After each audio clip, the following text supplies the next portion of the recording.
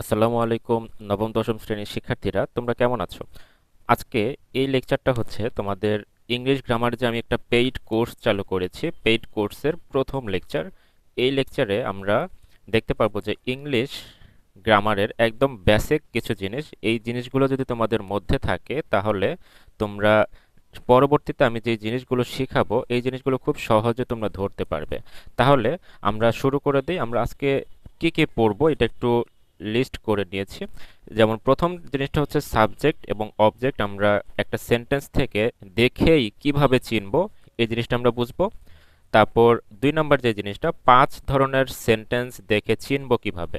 মানে আমরা জানি যে টোটাল 5 ধরনের সেন্টেন্স আছে, যেমন অ্যাসার্টিভ, ইন্টারোগেটিভ, তারপরে ইম্পারেটিভ, এক্সক্লেমেটরি, তারপর অপটেটিভ। এই 5 ধরনের সেন্টেন্স, আমরা একটা সেন্টেন্স যদি আমাদেরকে দিয়ে দেয়, সেন্টেন্সটা দেখে আমরা কিভাবে বুঝবো এটা কি কোন ধরনের সেন্টেন্স। এই জিনিসটা কিন্তু আমাদের খুবই খুবই ইম্পর্ট্যান্ট, এই সেন্টেন্সগুলোকে চেনা। আমরা এটা এই লেকচারে আমরা শিখব। তারপর আমরা দেখব যে টেন্স। আমরা টেন্স জানি যে টেন্স হচ্ছে গ্রামারের বেসমেন্ট বলা যায়। টেন্স যার স্ট্রং থাকে সে গ্রামার বলো বা রিটেন পার্ট বলো সব কিছুই সে স্ট্রংলি কি করতে পারবে, মোকাবিলা করতে পারবে। তো আমরা 3 নম্বরে শিখব টেন্স সহজে কিভাবে মনে রাখতে পারবো সেই টেকনিকগুলো। আর 4 নম্বরে আমরা শিখব টেন্স অনুযায়ী সেন্টেন্স কিভাবে আমরা নিজে নিজে তৈরি করতে পারবো।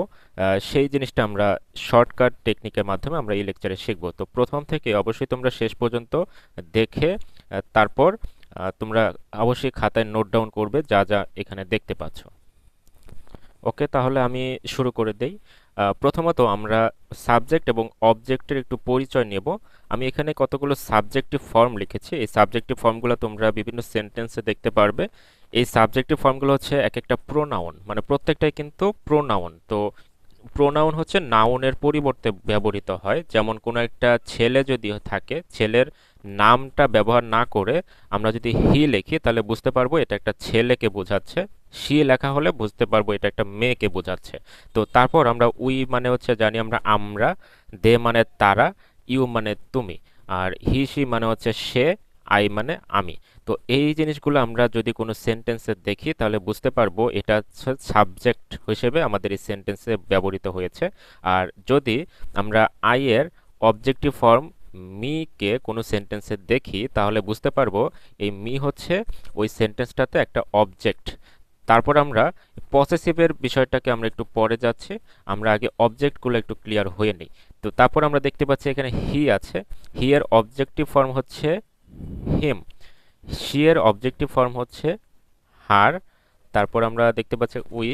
উই এর অবজেক্টিভ ফর্ম হচ্ছে আস। দে এর অবজেক্টিভ ফর্ম হচ্ছে দেম। আর ইউ এর অবজেক্টিভ ফর্ম কিন্তু ইউ। মানে ইউ ইউ দুইটাই কিন্তু সাবজেক্ট এবং অবজেক্ট দুইটাই হিসেবে ব্যবহৃত হতে পারে। যদি কোনো সেন্টেন্সের শুরুতে আমরা ইউ দেখি তাহলে বুঝতে পারবো, মানে মোস্ট অফ দ্য টাইম ওই ক্ষেত্রে আমাদের সাবজেক্ট হিসেবে ইউ থাকে। আর যদি কোনো সেন্টেন্সের মাঝামাঝিতে থাকে তাহলে ওইটা বলা যায় ওইটা হচ্ছে একটা অবজেক্ট হিসেবে ব্যবহৃত হচ্ছে। যদিও এটা 100% সবসময় প্রযোজ্য না যে মাঝখানে থাকলেই আমরা এটাকে সাবজেক্ট বা অবজেক্ট হিসেবে ধরবো না। আমরা চেষ্টা করব সেন্টেন্সটার অর্থ বুঝে বুঝে আমরা যদি শিখতে পারি তাহলে আমরা এই সাবজেক্ট অবজেক্টটাকে খুব সহজে আইডেন্টিফাই করতে পারবো। এবং আমি এই কোর্সে তোমাদেরকে ওই অর্থ বুঝে কোনো কিভাবে সেন্টেন্সটা ধরতে পারবে আমি সেটাও শেখাবো ইনশাআল্লাহ। সামনে তোমরা অবশ্যই আমার সাথে লেগে থেকো। তো আমরা অলরেডি সাবজেক্ট এবং অবজেক্টের একটা বেসিক ধারণা পেয়ে গেলাম। এবার আমরা দেখব যে পসেসিভ জিনিসটা কি এবং এটা কেন আমাদের শিখতে হবে। তো আমরা বিভিন্ন সেন্টেন্সের মধ্যে আমরা এই যে মাই শব্দটা আমরা ব্যবহার করে থাকি, মাই।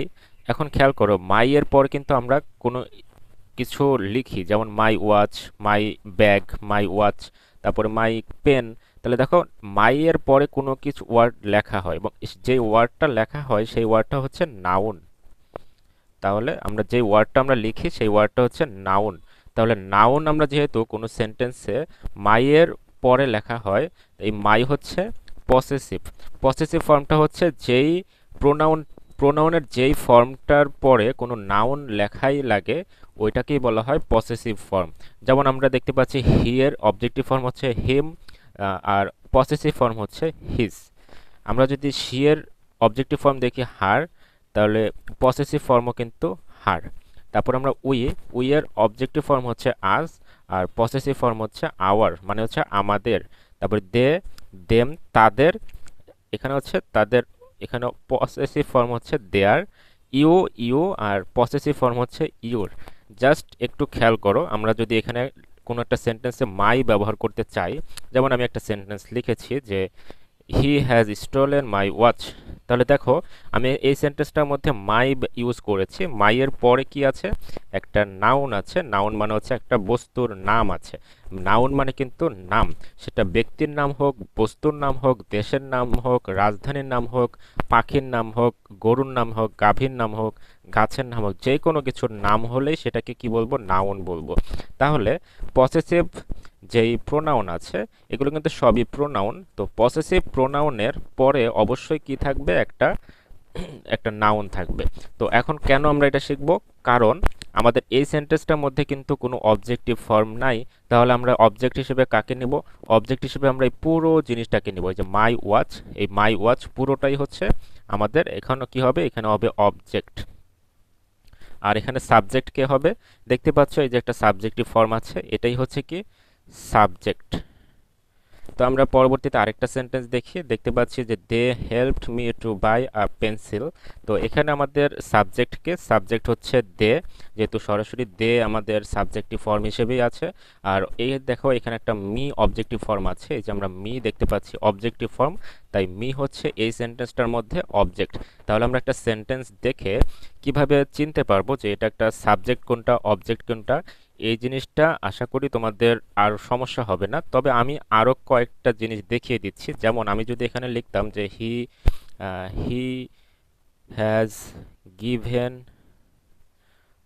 গিভেন মাই টিউশন টিউশন ফি, তাহলে দেখো আমি একটা সেন্টেন্স লিখেছি হি has given my tuition fee.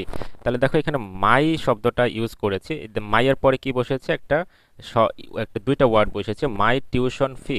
শুধু টিউশন বললেও কিন্তু হবে না, মাই ফি মানে শুধু ফি বললেও হবে না। মাইয়ের পরে যে জিনিসটা লেখা আছে ওই পুরোটাই হচ্ছে এখানে অবজেক্ট।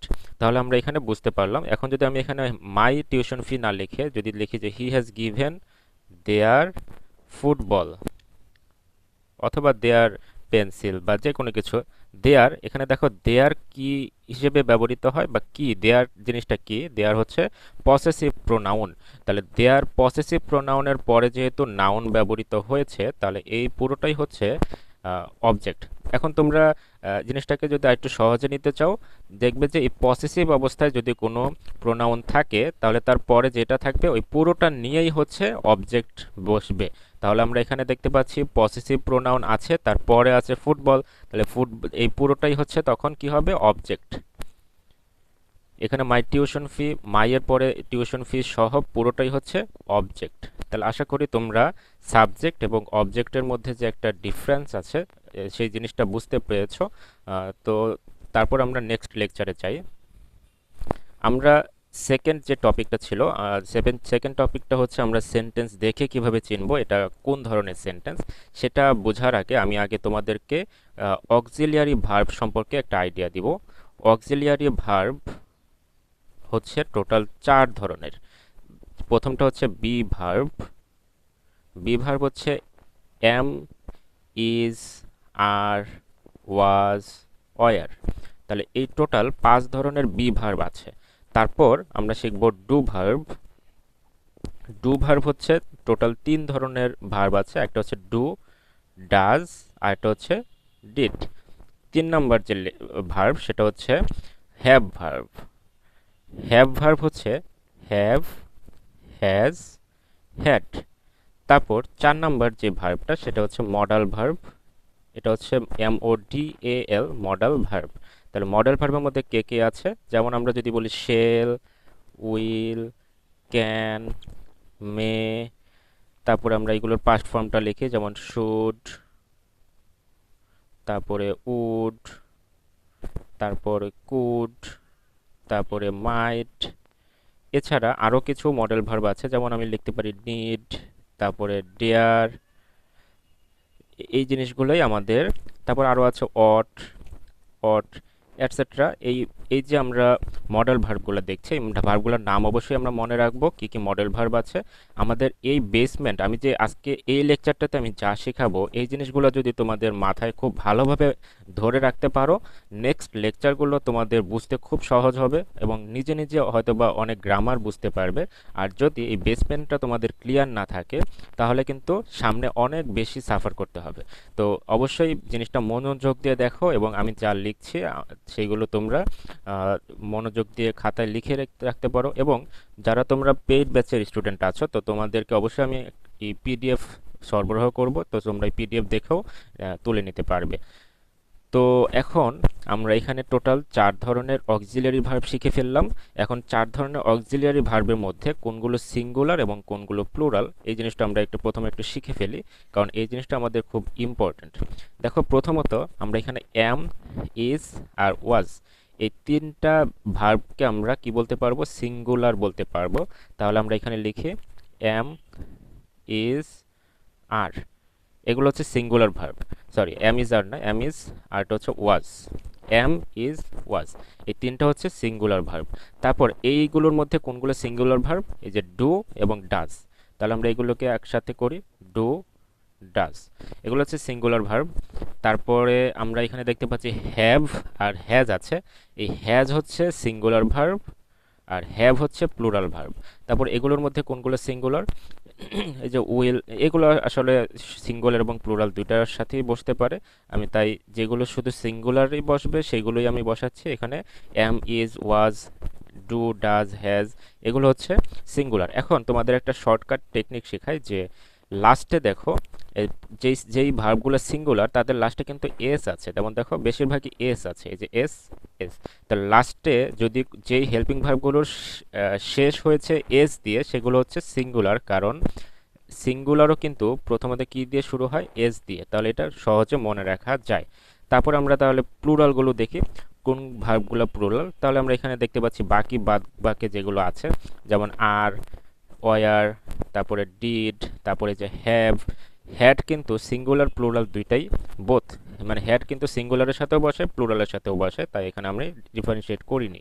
তাহলে এখানে হচ্ছে এগুলো হচ্ছে সিঙ্গুলার, এগুলা বাদে বাকি যা আছে সেগুলো প্লুরাল। তবে এই যে এই জিনিসগুলো কিন্তু সিঙ্গুলার প্লুরাল বোথ এর সাথে ব্যবহৃত হতে পারে। আর এই যে হ্যাড, এই যে ডিড, এই ডিড এবং হ্যাড এটা কিন্তু সবার সাথে বসতে পারে, প্লুরালের সাথেও বসতে পারে, সিঙ্গুলারের সাথেও বসতে পারে। তাহলে এই জিনিসগুলো তোমরা একটু লিখে রাখবে। তাহলে আমি একটু কমন ভার্বগুলো লিখে রাখি। কমন মানে হচ্ছে প্লুরাল এবং সিঙ্গুলার দুটোই হতে পারে। আর হচ্ছে মডাল ভার্ব, এগুলো হচ্ছে কমন। কমন মানে হচ্ছে যেগুলো সিঙ্গুলার প্লুরাল সবার সাথেই বসতে পারে। তাহলে অক্সিলিয়ারি ভার্ব সম্পর্কে আশা করি আর কোনো প্রবলেম হবে না। তোমাদের কাজ হবে এই ভার্বগুলোকে বি ভার্ব হিসেবে পড়া, এই ভার্বগুলোকে ডু ভার্ব হিসেবে পড়া, এই ভার্বগুলোকে হ্যাভ ভার্ব হিসেবে পড়া, এই ভার্বগুলোকে মডেল ভার্ব হিসেবে পড়া। তো এখন আমি সেকেন্ড টপিক যেটা ছিল এটাতে আমি চলে যাচ্ছি। প্রথমত আমরা শিখব অ্যাসার্টিভ সেন্টেন্স। অ্যাসার্টিভ সেন্টেন্স মানে হচ্ছে যদি কোনো একটা সেন্টেন্সে সাবজেক্ট থাকে, সাবজেক্ট সবসময় মনে রাখবে সাবজেক্ট হিসেবে হয় নাউন থাকবে অথবা প্রোনাউন থাকবে। নাউন মানে হচ্ছে কোনো কিছুর নাম, সে যে কোনো কিছুর নাম হোক, কোনো কিছুর নাম। আর যদি নাউন না থাকে তাহলে তার পরিবর্তে কি বসবে? প্রোনাউন বসবে। আমরা অলরেডি যেই সাবজেক্টিভ ফর্মগুলো দেখেছি ওইগুলোর মধ্যে যে কোনো একটা সাবজেক্টিভ ফর্ম প্রথমে বসবে। তাহলে সাবজেক্ট হিসেবে নাউন অথবা প্রোনাউন বসতে পারে, এটা একটু লিখে রাখতে পারো, নাউন বা প্রোনাউন সাবজেক্ট হিসেবে বসতে পারে। তারপরে সাবজেক্টের পরে কি থাকবে? অবশ্যই একটা ভার্ব, সেটা মেন ভার্ব হতে পারে। আমি এখানে একটা হেল্পিং ভার্ব দেখছি, রাকিব ওয়াজ এ ব্রাইট স্টুডেন্ট। তাহলে আমি এখানে একটা সেন্টেন্স লিখেছি, সেন্টেন্সটা সাবজেক্ট দিয়ে শুরু হয়েছে এবং মানে নাউন দিয়ে শুরু হয়েছে। তারপর একটা ভার্ব আছে, সেটা হোক হেল্পিং ভার্ব বা মেন ভার্ব। মেন ভার্ব বলতে আমরা কি বলতে পারি? যেমন আমি যদি বলি দে প্লেড ওয়েল, তাহলে দেখো আমি এখানে একটা সেন্টেন্স লিখেছি, দে প্লেড ওয়েল। দে হচ্ছে এখানে প্রোনাউন, সাবজেক্ট হিসেবে আছে। আর এরপরেই কিন্তু একটা ভার্ব আছে, যে প্লে। প্লে হচ্ছে মেইন ভার্ব। তাহলে দেখো সাবজেক্টের পরে কি আছে, মেইন ভার্ব আছে। তাহলে এই ধরনের সেন্টেন্সগুলোকে বলা হবে অ্যাসার্টিভ সেন্টেন্স, এবং অ্যাসার্টিভ সেন্টেন্সের লাস্টে কি থাকবে, ফুল স্টপ থাকবে।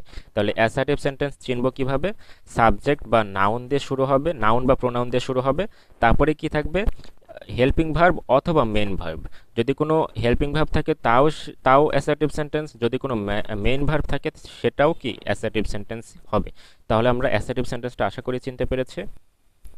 এবার আমরা দেখব ইন্টারোগেটিভ সেন্টেন্স কিভাবে চেনা যায়। তো মনে রাখবে ইন্টারোগেটিভ সেন্টেন্স দুইভাবে তৈরি করা যায়। একটা হচ্ছে অক্সিলিয়ারি ভার্ব, অক্সিলিয়ারি ভার্ব দিয়ে শুরু হবে,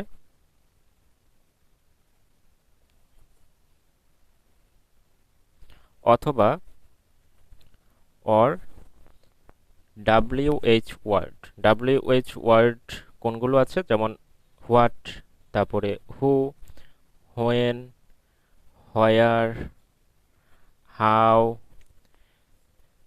হুইচ, এটসেট্রা। এই যে ওয়ার্ডগুলো আছে এই ওয়ার্ডগুলো দেখো WH দিয়ে শুরু হয়েছে, তাই এই ওয়ার্ডগুলোকে বলা হয় WH ওয়ার্ড। এই ওয়ার্ডগুলো দিয়ে শুরু হবে।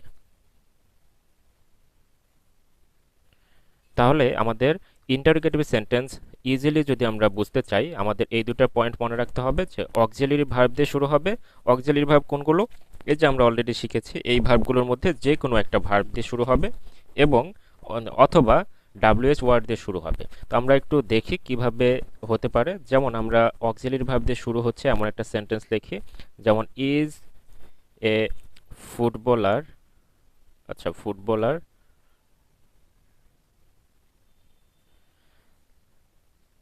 Play with hand. তাহলে আমরা এখানে একটা সেন্টেন্স বানালাম, is a footballer play with hand. তাহলে যদিও এই সেন্টেন্সটা টেন্স অনুযায়ী কারেক্ট হয় নাই, আমরা যদি টেন্স অনুযায়ী কারেক্ট বানাতে চাই আমাদের এখানে একটা প্লেয়িং মানে আইএনজি যুক্ত করতে হবে। তাহলে is a footballer playing with hand. তাহলে এখানে আমরা একটা সেন্টেন্স কোয়েশ্চেন করেছি, কোয়েশ্চেন যে করেছি আমাদের লাস্টে কোয়েশ্চেন মানে ইন্টারোগেশন সাইন দিলেই কি সেটা ইন্টারোগেটিভ সেন্টেন্স হয়ে যাবে? অবশ্যই না। দেখতে হবে সেন্টেন্সটা আসলে ইন্টারোগেটিভ সেন্টেন্সের স্ট্রাকচার ফলো করেছে কিনা। তো দেখতে পাচ্ছ এখানে প্রথমত সেন্টেন্সটা বি ভার্ব দিয়ে শুরু হয়েছে, মানে একটা অক্সিলিয়ারি ভার্ব দিয়ে শুরু হয়েছে। তাহলে এই সেন্টেন্সটা হবে কি, একটা ইন্টারোগেটিভ সেন্টেন্স হবে। দেখো এই যে হেল্পিং ভার্ব, তারপরে মানে অক্সিলিয়ারি ভার্বকে কিন্তু হেল্পিং ভার্ব বলা হয়। তো আমি কখনো অক্সিলিয়ারি ভার্ব বলতে পারি, কখনো হেল্পিং ভার্ব বলতে পারি। তো এই জিনিসটা একটু মাথায় রাখবে। তাহলে হেল্পিং ভার্ব দিয়ে শুরু হয়েছে, তারপরে দেখো এই যে এটা একটা সাবজেক্ট, তো সাবজেক্ট তারপরে হচ্ছে ভার্ব আছে, তারপরে বাকি অংশ। তাহলে এটা হচ্ছে একটা ইন্টারোগেটিভ সেন্টেন্স। তারপর আমি বলতে পারি ক্যান ইউ হেল্প মি, আমি একটা কোয়েশ্চেন করেছি, তুমি কি আমাকে সাহায্য করতে পারো। তাহলে দেখো এটাও কিন্তু হেল্পিং ভার্ব দিয়ে শুরু হয়েছে, তারপরে এই যে একটা সাবজেক্ট, তারপরে ভার্ব, তারপরে এটা কি মি হচ্ছে অবজেক্ট। তাহলে দেখো এই যে সেন্টেন্সটা হেল্পিং ভার্ব দিয়ে শুরু হয়েছে, তাহলে এটাও কি হবে, ইন্টারোগেটিভ সেন্টেন্স হয়ে যাবে। তারপর আমরা অন্য যে কোনো কিছু যে কোনো হেল্পিং ভার্ব দিয়ে শুরু করতে পারি। যেমন আমরা হ্যাভ দিয়ে শুরু করি, তাহলে হ্যাভ ফার্স্ট ফার্স্ট লেটার বড় হাতের হবে, তারপর হ্যাভ দিয়ে একটা নেগেটিভ বানাই, যেমন haven't they join our team. তাহলে আমরা এখানে একটা সেন্টেন্স বানালাম, এই সেন্টেন্সটা হচ্ছে নেগেটিভ, কারণ এখানে একটা নট আছে। নটকে এরকম অ্যাপোস্ট্রফি কমা দিয়েও কিন্তু লেখা যায়, হ্যাভেন্ট একসাথে জয়েন করে লেখা যায়। তাহলে হ্যাভেন্ট দে, দে হচ্ছে সাবজেক্ট। তাহলে জিনিসটা খেয়াল করো যে আমরা হেল্পিং ভার্বের পরেই কিন্তু সাবজেক্ট লিখছি, সাবজেক্ট সাবজেক্ট। তাহলে আমরা স্ট্রাকচারটা কি বুঝতে পারলাম, হেল্পিং ভার্ব দিয়ে শুরু হবে, সেটা অ্যাফার্মেটিভও হতে পারে, নেগেটিভও হতে পারে, কোনো সমস্যা নেই, কিন্তু তারপরে কি থাকতে হবে, একটা সাবজেক্ট থাকতে হবে। তাহলে সেই সেন্টেন্সটা হয়ে যাবে ইন্টারোগেটিভ সেন্টেন্স। তাহলে এটা আমরা প্রথম টাইপের জিনিসটা শিখে ফেললাম। এবার হচ্ছে সেকেন্ড টাইপ, মানে হচ্ছে WH ওয়ার্ড দিয়ে শুরু হবে এমন কোনো ইন্টারোগেটিভ সেন্টেন্স। যেমন আমরা লিখতে পারি হোয়াট ইজ ইয়োর নেম। এই যে এখানে আমাদের একটা বিশাল বিষয়, একটা মনে রাখার একটা বিষয় আছে। বিষয়টা হচ্ছে আমরা WH ওয়ার্ড দিয়ে শুরু হলেই কিন্তু চোখ বন্ধ করে বলবো না এটা একটা ইন্টারোগেটিভ সেন্টেন্স। একটা বিষয় আমাদের মাথায় রাখতে হবে, ডাব্লিউএইচ ওয়ার্ডের ঠিক পরেই একটা হেল্পিং ভার্ব থাকতেই হবে, না হলে কিন্তু ইন্টারোগেটিভ সেন্টেন্স হবে না। তো আমরা যদি এখানে লিখি when do you wake up, দেখো এটাও কিন্তু একটা ইন্টারোগেটিভ সেন্টেন্স, কারণ আমরা দেখতে পাচ্ছি ডাব্লিউএইচ ওয়ার্ডের পর পরই কিন্তু একটা হেল্পিং ভার্ব আছে। তাহলে এটাও কি হবে? ইন্টারোগেটিভ সেন্টেন্স হবে। আমরা যদি এরকম এরকম লিখতাম যে হোয়েন ইউ বিকাম অ্যাংরি, কখন তুমি রেগে যাও, তা এখানে দেখতে পাচ্ছ আমরা ডাব্লিউএস ওয়ার্ড দিয়ে শুরু করেছি, লাস্টে একটা ইন্টারোগেশন সাইন দিয়েছি। তার মানে কি এটা ইন্টারোগেটিভ সেন্টেন্স হয়ে যাবে? অবশ্যই না, কারণ আমরা এখানে দেখতে পাচ্ছি যে ডাব্লিউএস ওয়ার্ডের পরে কিন্তু কোনো হেল্পিং ভার্ব নাই। অবশ্যই মনে রাখবে ডাব্লিউএইচ ওয়ার্ডের পরে মাস্ট পরপরই, মানে হোয়েনের ঠিক পরেই, অন্য অনেকগুলো ওয়ার্ডের পরে না, হোয়েনের ঠিক পরেই কি থাকতে হবে? একটা হেল্পিং ভার্ব থাকতে হবে। তাহলে ডাব্লিউএস ওয়ার্ডের ঠিক পরে যদি কোনো হেল্পিং ভার্ব থাকে তাহলেই সেটা কি হবে? ইন্টারোগেটিভ সেন্টেন্স হবে। আর যদি যে এখানে আমরা কোনো হেল্পিং ভার্ব দেখতে পাচ্ছি না, তাহলে এটা কি সেন্টেন্স হবে? এটা হবে অ্যাসার্টিভ সেন্টেন্স। তাহলে আশা করি বুঝতে পেরেছো, এটা হচ্ছে ব্যতিক্রম, এটা হচ্ছে আমি শর্টকাটে লিখে রাখছি, এটা হচ্ছে অ্যাসার্টিভ সেন্টেন্স, আর এইগুলো হচ্ছে ইন্টারোগেটিভ সেন্টেন্স। তাহলে এখন আমরা জানি যে সব কিছুর একটা ব্যতিক্রম থাকে, তো এই ইন্টারোগেটিভ সেন্টেন্সেরও একটা ব্যতিক্রম আছে। ব্যতিক্রমটা হচ্ছে এই যে হুইচ। এই হুইচ হচ্ছে একমাত্র ঘাটতারা। ঘাটতারাটা কেন? কারণ হুইচের আমরা হুইচ কিন্তু ডাব্লিউএইচ ওয়ার্ড, তাহলে আমরা ডাব্লিউএইচ ওয়ার্ডের নিয়মটা জানি যে তার ঠিক পরে একটা হেল্পিং ভার্ব থাকবে। তাহলে হুইচ হচ্ছে একটা ঘাটতারা হেল্প ডাব্লিউএইচ ওয়ার্ড, যেটার পরে একটা নাউন থাকে, তারপরে গিয়ে একটা হেল্পিং ভার্ব থাকে। দেখো হুইচের পরে কি বসেছে? একটা নাউন, তারপরে গিয়ে হেল্পিং ভার্ব। তাহলে হুইচ হচ্ছে একমাত্র ঘাটতারা, যেটার ঘাটতারা ডাব্লিউএইচ ওয়ার্ড, যার পরে কি হয়? নাউন বসে, তারপরে হেল্পিং ভার্ব বসে। আর বাকি সবগুলো ডব্লিউএইচ ওয়ার্ডের পরেই কি বসে? আগে হেল্পিং ভার্ব, তারপরে গিয়ে অন্য কিছু। তাহলে এই জিনিসটা আমরা বুঝতে পারলাম। এই হচ্ছে আমাদের ইন্টারোগেটিভ সেন্টেন্সের টোটাল কনসেপ্ট। আশা করি মনে রাখতে পারবে। আমি আবার একটু তাহলে রিপিট করি। প্রথমত তোমরা দেখবে যে হেল্পিং ভার্ব দিয়ে যদি কোনো সেন্টেন্স শুরু হয়, সেই সেন্টেন্সটার পরে এই হেল্পিং ভার্বের পরেই একটা সাবজেক্ট থাকবে, তাহলে ওটা হবে ইন্টারোগেটিভ সেন্টেন্স। আর যদি ডাব্লিউএইচ ওয়ার্ড দিয়ে কোনো সেন্টেন্স শুরু হয় এবং ডাব্লিউএইচ ওয়ার্ডের পরেই যদি কোনো হেল্পিং ভার্ব থাকে, তাহলে সেটা হবে ইন্টারোগেটিভ সেন্টেন্স। একমাত্র ব্যতিক্রম হচ্ছে হুইচ, যার পরে আগে নাউন তারপরে হেল্পিং ভার্ব থাকে, এইটাও কিন্তু হবে ইন্টারোগেটিভ সেন্টেন্স। তাহলে এই হিসেবে আমি আরেকটা দেখিয়ে দিই, যেমন don't you know my address, এটাও কিন্তু একটা ইন্টারোগেটিভ সেন্টেন্স, কারণ এখানে দেখো হেল্পিং ভার্ব আছে, তারপরে কি বসেছে? সাবজেক্ট বসেছে। একটা জিনিস খুব ভালো করে শিখে রাখো, মনে রাখো যে হেল্পিং ভার্বের পরেই কি থাকতে হবে? সাবজেক্ট থাকতে হবে, না হলে কিন্তু এটা ইন্টারোগেটিভ সেন্টেন্স হবে না। এবার আমরা শিখবো ইম্পারেটিভ সেন্টেন্স। ইম্পারেটিভ সেন্টেন্স আমরা মানে কি বুঝবো? ইম্পারেটিভ সেন্টেন্স মানে হচ্ছে যেই সেন্টেন্সে কোনো আদেশ করা হয়, মানে অর্ডার, রিকোয়েস্ট, তারপরে এই টাইপের কিছু, মনে করো পরামর্শ করা, পরামর্শ দেওয়া, এই এই টাইপের। আবার প্রস্তাব, যদি কোনো প্রস্তাব দেওয়া হয়, তাহলে আমরা কি কি শিখলাম? আদেশ, তারপরে উপদেশ, অনুরোধ, তারপরে কাউকে প্রস্তাব দেওয়া। এই জিনিসগুলো যদি কোনো সেন্টেন্সে বোঝানো হয়, তাহলে এই সেন্টেন্সটা ইম্পারেটিভ সেন্টেন্স হবে। যেমন ইম্পারেটিভ সেন্টেন্সে কি কি ওয়ার্ড থাকতে পারে? যেমন রিকোয়েস্ট, অর্ডার, রিকোয়েস্ট মানে অনুরোধ করা, অর্ডার মানে হচ্ছে আদেশ দেওয়া। তারপরে আমরা যদি অনুরোধের এই যে অনুরোধ এটা, আর অ্যাডভাইস বলতে পারি, অ্যাডভাইস মানে হচ্ছে উপদেশ দেওয়া। আর কি হতে পারে? প্রপোজ, প্রপোজ মানে হচ্ছে প্রস্তাব দেওয়া, এটসেট্রা। এই টাইপের এই ওয়ার্ডগুলো যদি আমরা কোনো সেন্টেন্সে দেখি, তাহলে বুঝতে পারবো এটা হচ্ছে ইম্পারেটিভ সেন্টেন্স। এছাড়া এই সেন্টেন্সগুলো ছাড়াও আমরা এই ওয়ার্ডগুলো ছাড়াও আমরা বুঝতে পারবো। যেমন আমরা যদি দেখি কোনো সেন্টেন্স লেট দিয়ে শুরু হয়েছে, let her let her play football. Her কেন বলছি? হার কিন্তু এখানে অবজেক্ট হিসেবে বসেছে, কারণ হারের পরে কিন্তু কোনো নাউন নেই, প্লে ফুটবল। তাহলে এই সেন্টেন্সটা দেখো লেট দিয়ে শুরু হয়েছে এবং লেটের পরে কি বসেছে, একটা অবজেক্টিভ ফর্ম বসেছে। আমরা জানি হার হচ্ছে শি এর অবজেক্টিভ ফর্ম। এই জন্য আমি প্রথমেই আগে সাবজেক্ট অবজেক্ট জিনিসটা বুঝিয়ে নিয়েছি যাতে তোমাদের বুঝতে সহজ হয়। তো লেট হার অবজেক্ট, হার হচ্ছে অবজেক্ট। তাহলে লেটের পরে যদি কোনো অবজেক্ট থাকে তাহলে কি হবে, এই সেন্টেন্সটা ইম্পারেটিভ সেন্টেন্স হবে। তো এছাড়া আর কি হতে পারে, আমি যদি বলি ডু ইয়োর ওয়ার্ক, এখানে একটা বোঝার বিষয় আছে। আমরা ডু দিয়ে আমরা অলরেডি একটু আগে শিখেছি যে যদি কোনো হেল্পিং ভার্ব শুরুতে থাকে এবং তারপরে সাবজেক্ট থাকে তাহলে সেটা ইন্টারোগেটিভ হবে। কিন্তু দেখো এখানেও কিন্তু হেল্পিং ভার্ব দিয়েই শুরু হয়েছে, কিন্তু তারপরে তো সাবজেক্ট না। ইওর কি কোনো সাবজেক্ট? ইওর কিন্তু আমরা অলরেডি শিখেছি ইওর হচ্ছে কি জানো, এই যে পসেসিভ ফর্ম। আর পসেসিভ ফর্ম কিন্তু কখনো সাবজেক্ট হিসেবে বসে না। আমরা অলরেডি শিখেছি যে পসেসিভ ফর্মের সাথে যে নাউন থাকে ওই পুরোটা সহ কি হিসেবে বসে, অবজেক্ট হিসেবে বসে। তাহলে আমরা এখানে ইন্টারগেটিভ সেন্টেন্সে যে জিনিসটা শিখেছিলাম যে হেল্পিং ভার্বের পরে কি বসবে, একটা সাবজেক্ট বসবে।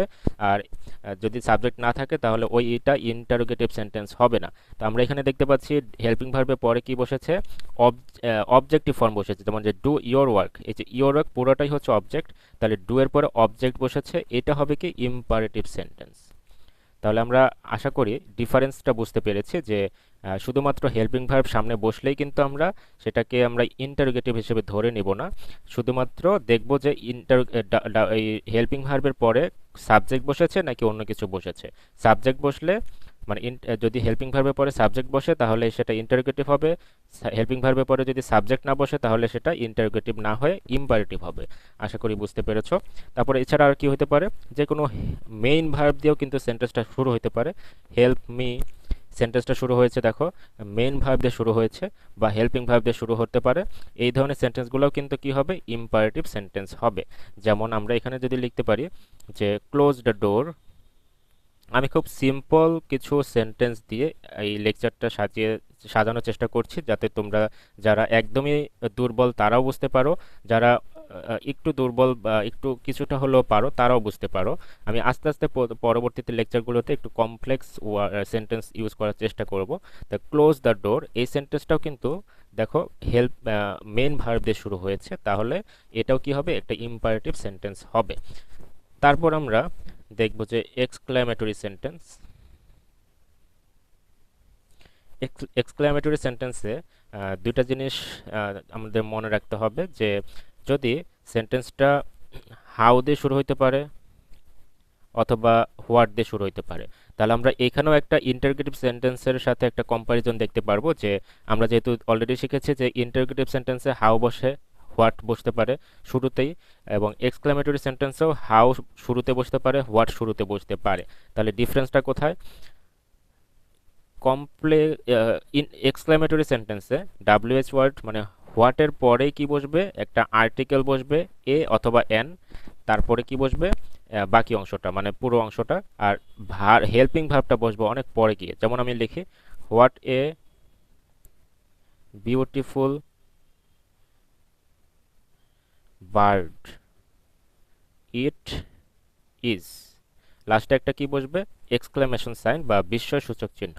তাহলে দেখো এখানে কিন্তু ডাব্লিউএইচ ওয়ার্ড দিয়ে এই সেন্টেন্সটা শুরু হয়েছে, কিন্তু এই ডাব্লিউএইচ ওয়ার্ডের পরে কিন্তু কোনো হেল্পিং ভার্ব নাই, তাহলে এটা ইন্টারগেটিভ সেন্টেন্স হবে না। আর আমরা অলরেডি শিখেছি যে ডাব্লিউএইচ ওয়ার্ডের পরে যদি হেল্পিং ভার্ব থাকে তাহলে সেটা কি হবে, ইন্টারগেটিভ সেন্টেন্স হবে। তাহলে আমরা এক্সক্লামেটরি সেন্টেন্সে ডাব্লিউএইচ ওয়ার্ড মানে হোয়াটের পরে কি দেখতে পারবো, একটা আর্টিকেল দেখতে পারবো এ অথবা এন, অবশ্যই দেখব। ডাব্লিউএইচ ওয়ার্ডের পরে অবশ্যই মানে এই যে হোয়াটের পরে অবশ্যই যদি এ বা এন থাকে তাহলে কি হবে, সেটা এক্সক্লামেশন সাইন হবে। আরেকটা হচ্ছে হাউ। হাউ এর পরে আমাদের বসাতে হবে একটা অ্যাডজেক্টিভ অথবা অ্যাডভার্ব। ইউজুয়ালি অ্যাডভার্ব বসানো হয়। যেমন আমি যদি বলি যে how brave the man is, বা অন্য কিছু দিতে পারি, আমি ওয়াজ দিতে পারি। How brave the man was মানে কত সাহসী ছিল মানুষটা। তাহলে এখানে আমরা দেখতে পাচ্ছি যে হাউ দিয়ে শুরু হয়েছে কিন্তু তারপরে কিন্তু কোনো হেল্পিং ভার্ব নাই, তাহলে এটা কি হবে, এক্সক্লামেশন সাইন মানে এক্সক্লামেশন সাইন দিয়ে শেষ হয়েছে, তাহলে এই সেন্টেন্সটা হবে এক্সক্লামেটরি সেন্টেন্স। তাহলে যদি হোয়াট দিয়ে কোনো এক্সক্লেমেটরি সেন্টেন্স শুরু হয় তাহলে হোয়াটের পরে কি থাকবে, একটা আর্টিকেল, অবশ্যই এ বা এন। হোয়াটের পরে কখনো দা বসে না, তাহলে এ বা এন থাকবে। আর হাউ এর পরে কি বসবে, একটা অ্যাডভার্ব বসবে, তাহলে অ্যাডভার্ব অথবা অ্যাডজেক্টিভও বসতে পারে। তাহলে এই এক্সক্লেমেটরি সেন্টেন্সটা আশা করি বুঝতে পেরেছি। এক্সক্লেমেটরি সেন্টেন্সে কিন্তু আরও কিছু বসতে পারে, যেমন ও, এই শব্দগুলো বসতে পারে, ও, তারপরে এলাস, তারপরে হুররা। এই ওয়ার্ডগুলো দেখেও কিন্তু বুঝতে পারা যায় এটা এক্সক্লেমেটরি সেন্টেন্স। তবে তোমাদের যে চেঞ্জিং সেন্টেন্স বিষয়টা আছে, একটা গ্রামার আছে, এই গ্রামারটা বুঝতে হলে এই জিনিসটা তোমাদের ভালো করে মাথায় রাখতে হবে। তারপর আমরা এখন লাস্ট যে সেন্টেন্সটা বেঁচে আছে সেই সেন্টেন্সটা শিখব, অপটেটিভ সেন্টেন্স। এই অপটেটিভ সেন্টেন্সে মানে হচ্ছে কোনো উইশ করা হবে অথবা প্রার্থনা করা হবে, এমন এমন যে সেন্টেন্সগুলো আছে সেগুলো হচ্ছে অপটেটিভ সেন্টেন্স। যেমন আমি যদি বলি যে I wish I could be an engineer, তাহলে আমরা এখানে একটা সেন্টেন্স লিখলাম যে I wish I could be an engineer, মানে মানে আমি ইচ্ছা করলাম আমি যদি একজন ইঞ্জিনিয়ার হতে পারতাম। তাহলে এই সেন্টেন্সটার মধ্যে একটা প্রার্থনা করা মানে ইচ্ছা করা হয়েছে, এই সেন্টেন্সটা হচ্ছে অপটেটিভ সেন্টেন্স। এরকম আমরা যদি বলি যে আই প্রে, বা এরকম I pray I you become successful, তাহলে আমরা এখানে লিখতে পারি I pray that you can be successful. তাহলে আমরা I pray that you can be successful, বা তাহলে আমরা এখানে সেন্টেন্সটার মধ্যে দেখতে পাচ্ছি একটা প্রার্থনা করা হয়েছে, তাহলে এখানে একটা ইচ্ছা করা হয়েছে, তাহলে এই সেন্টেন্সগুলো হচ্ছে অপটেটিভ সেন্টেন্স। তাহলে আমরা এখানে বুঝতে পারলাম যে অপটেটিভ সেন্টেন্সটা আমরা কিভাবে সহজে চিনতে পারবো। আরেকটা জিনিস আমরা খেয়াল রাখবো যে যদি কোনো ইচ্ছা করা হয় অপটেটিভ সেন্টেন্সে, যেমন আই উইশ, এখানে আমরা আই এর পরে চাইলে ওয়ার দিতে পারবো, আই ওয়ার এ বার্ড। তো এখন কথা হচ্ছে কেন আমরা ওয়ার দিতে পারবো, কারণ এখানে অপটেটিভ সেন্টেন্সে এমন ইচ্ছাই করা হবে, যদি কোনো ইচ্ছা করা হয় যে ইচ্ছাটা কখনোই পূরণ হবে না, সেই ক্ষেত্রে এই ওয়ার আয়ের সাথে বসতে পারে। যেমন আমাদের পক্ষে কখনোই পাখি হওয়া সম্ভব না, তাই আমরা এখানে কি বসাতে পারবো, ওয়ার বসাতে পারবো। আর যদি এমন কিছু থাকতো যেটা হওয়া সম্ভব, যেমন I was a student, bright student, আমাদের ভালো ছাত্র হওয়া অবশ্যই সম্ভব, তাহলে এমন কিছু যদি আমরা এখানে বসাই যেটা আমাদের হওয়া সম্ভব, তাহলে এখানে কি বসাবো, ওয়াজ বসাবো বা ইজ বসাবো, মানে আমাদের বাস্তব কিছু বসাবো। যেটা আমাদের বাস্তবে কখনোই সম্ভব না, সেই জিনিসটাই যদি আমরা লিখতে চাই তাহলে আমরা কি বসাতে পারবো, ওয়ার বসাতে পারবো। তাহলে এই হচ্ছে আমাদের টোটালি 5 ধরনের সেন্টেন্সের পরিচিতি। তো আমরা এবার পরবর্তী টপিকে চলে যাই, টেন্স।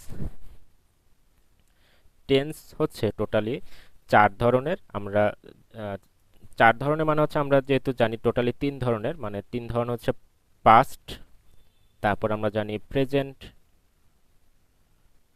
তারপর আমরা জানি পাস্ট। কিন্তু আমি 4 ধরনের বলার কারণ হচ্ছে, সরি পাস্ট না, এখানে হচ্ছে ফিউচার।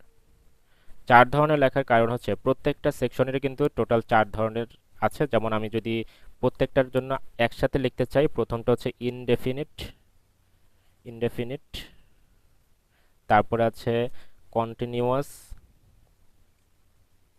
তারপর আছে পারফেক্ট, তারপর আছে পারফেক্ট কন্টিনিউয়াস। তাহলে এই হচ্ছে 4 ধরনের টেন্স আছে। তাহলে আমরা এখানে 4 ধরনের কেন বলছি, কারণ past indefinite, past continuous, past perfect, past perfect continuous, ঠিক একইভাবে প্রেজেন্টের জন্য 4টা, ফিউচারের জন্য 4টা। তাহলে আমরা যদি টোটালি হিসাব করি তাহলে আমাদের সব মিলিয়ে 12 টাইপের টেন্স আমাদের শিখতে হবে। তাহলে টেন্স কয় প্রকার, আমরা যদি এই কথাটা জিজ্ঞেস করি টেন্স কয় প্রকার, তাহলে আমরা বলবো 3 প্রকার। টেন্স হচ্ছে পাস্ট, প্রেজেন্ট, ফিউচার। তাহলে টেন্স আমরা শিখার ফলে আমরা যে কোনো একটা সেন্টেন্সকে অর্থ যদি আমরা বুঝি তাহলে আমরা ওই অর্থ অনুযায়ী একটা সেন্টেন্সকে কিন্তু সাজাতে পারবো। তো টেন্সটা আমাদের শেখাটা খুবই জরুরি। তাহলে প্রথমত আমরা ইনডিফিনিটের এই 3টা টেন্স আমরা শিখবো, তারপর সিরিয়ালি কন্টিনিউয়াস শিখবো, তারপর পারফেক্ট শিখবো, তারপর পারফেক্ট কন্টিনিউয়াস শিখবো। প্রথমত আমরা ভার্বের 3টা ফর্মকে আমরা কিভাবে লিখবো সেটা একটু লিখে দিই। যেমন V1 মানে হচ্ছে ভার্বের প্রেজেন্ট ফর্ম, তারপর আমরা যদি কোনো জায়গায় V2 ইউজ করি তার মানে সেটা বুঝতে হবে ভার্বের পাস্ট ফর্ম। আর যদি ভি3 ইউজ করি তাহলে আমরা লিখব ভার্বের পাস্ট পার্টিসিপল ফর্ম।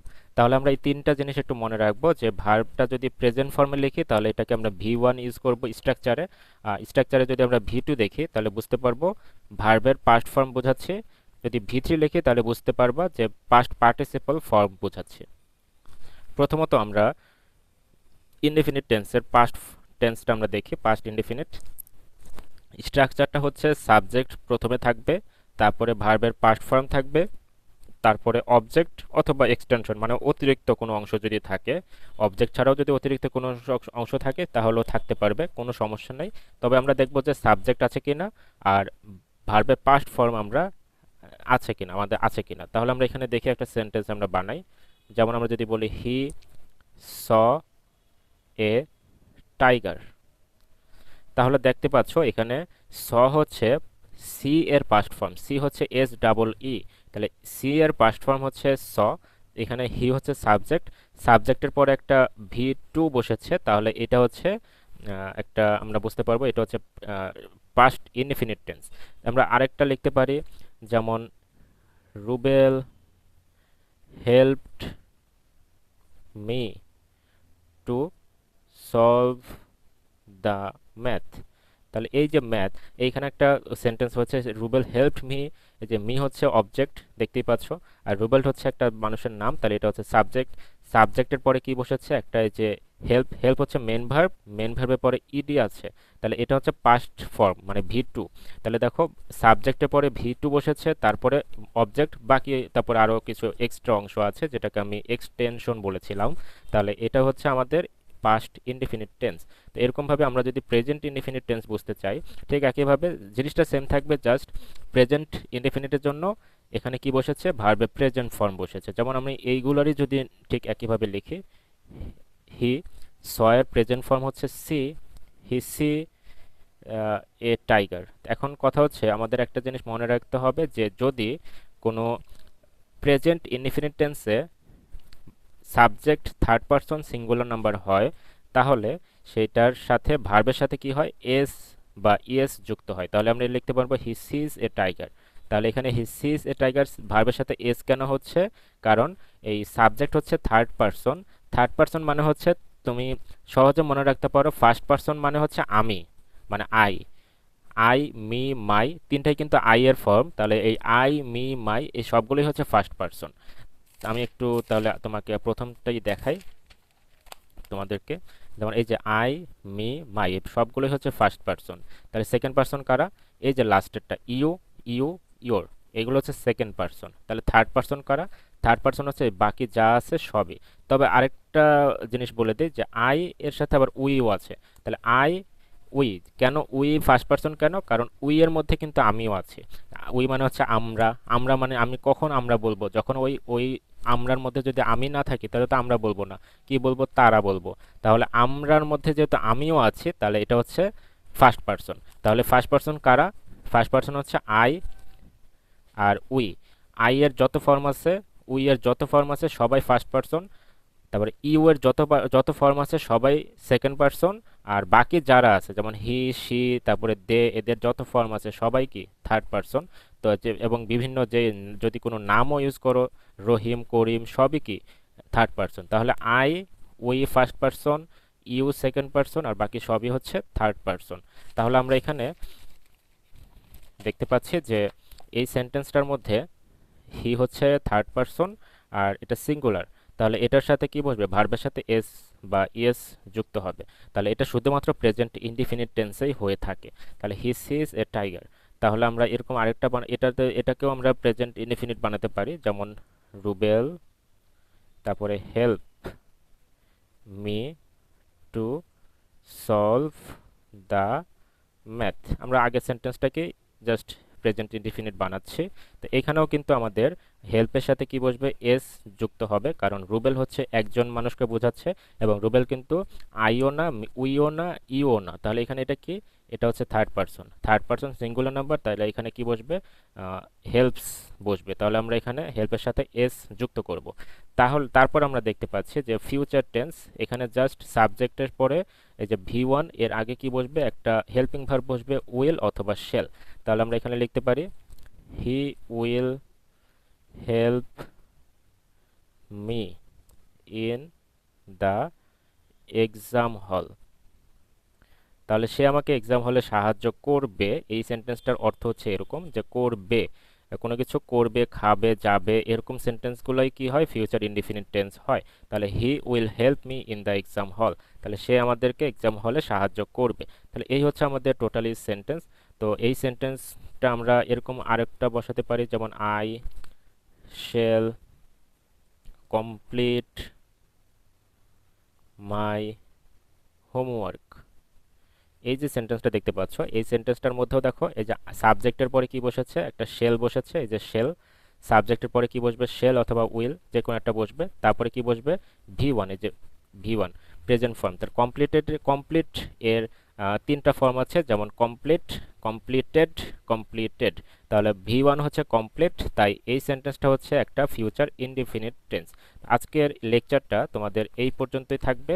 তোমরা এই পর্যন্ত যা যা দেখতে পাচ্ছ সবগুলো খাতার মধ্যে তুলে তুলে ফেলবে।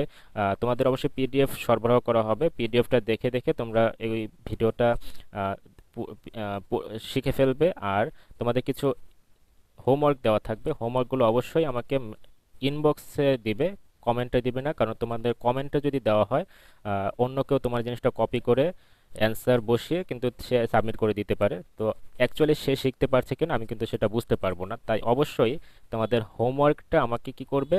ইনবক্সে দিবে। কমেন্টে কখনোই তোমার কমেন্টে কখনো হোমওয়ার্ক দিবে না। তবে কমেন্টে যে কাজটা করবে, কমেন্টে তোমাদের সমস্যা থাকলে সেই সমস্যাটা বলতে পারো, যাতে ওই সমস্যাটা সবাই দেখতে পারে এবং সবাই আহ, তাদের মতামত জানাতে পারে যে এই জিনিসটা তোমার সাথে ওদেরও সমস্যা হচ্ছে কিনা।